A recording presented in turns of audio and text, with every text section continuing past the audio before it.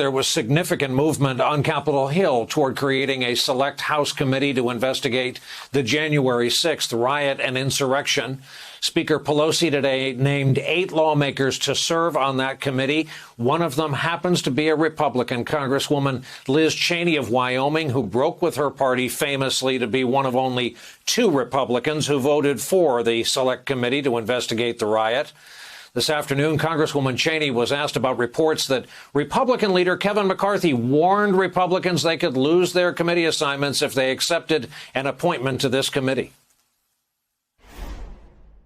It's clear to all the people on this committee that our oath to the Constitution, our duty, our dedication to the rule of law, and the peaceful transfer of power has to come above any concern about partisanship or about politics. Do you think President Trump should testify? Do you think President McCarthy should testify about what he knows? I think that the committee will decide the parameters of the investigation. And what I know is that it'll be thorough, it'll be professional, it'll be serious, and not partisan. And by the way, and importantly, this committee is going to have power to subpoena witnesses. Now, the House Republican leader, McCarthy, reacted to Cheney's decision to serve on this committee by questioning her loyalty to her party. I was shocked that she would accept something from Speaker Pelosi. It would seem to me, as since I didn't hear from her, maybe she's closer to her than us. I don't know.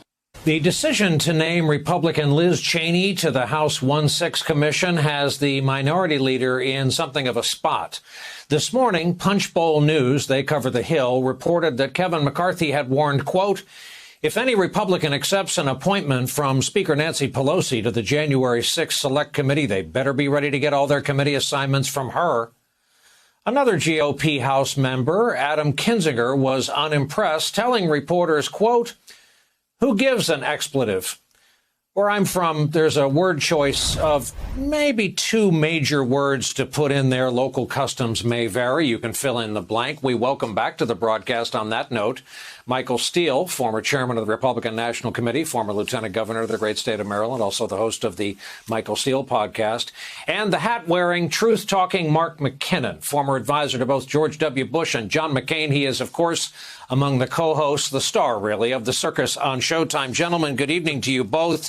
Mark, here's Mr. McCarthy, who once said in the well of the House, on live television, we have tape of it, that Trump bore responsibility and there should be a fact-finding commission. Now wants us to forget that. I guess he thinks we're stupid. What's he so scared of right now? Well, you have to realize that his ultimate goal is to be Speaker in 2022 and for the Republicans to take the House. He's scared of Donald Trump, ultimately, and the power that he has in the primaries and the political power he still retains. Let me remind your viewers, though, Brian, that when this commission was initially proposed, Republicans said, oh, we don't want a partisan commission, and we demand the following things, including the power to equal representation on the committee and the power to subpoena witnesses. And then the Democrats said, OK, you can have all the things you asked for. And the Republicans said, no, thank you. And so now what they're getting is a committee that will have subpoena power over which they have no say.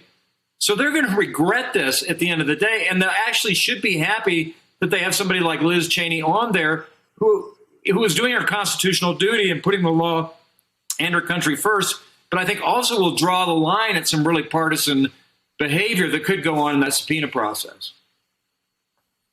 Let me ask a quick follow-up, because Liz Cheney and the aforementioned Congressman Kinzinger are the Republicans that get Democrats all excited and fill them with hope, often leading to a conclusion of disappointment. Do they still match your working definition, Mark, in the year 2021 of Republicans?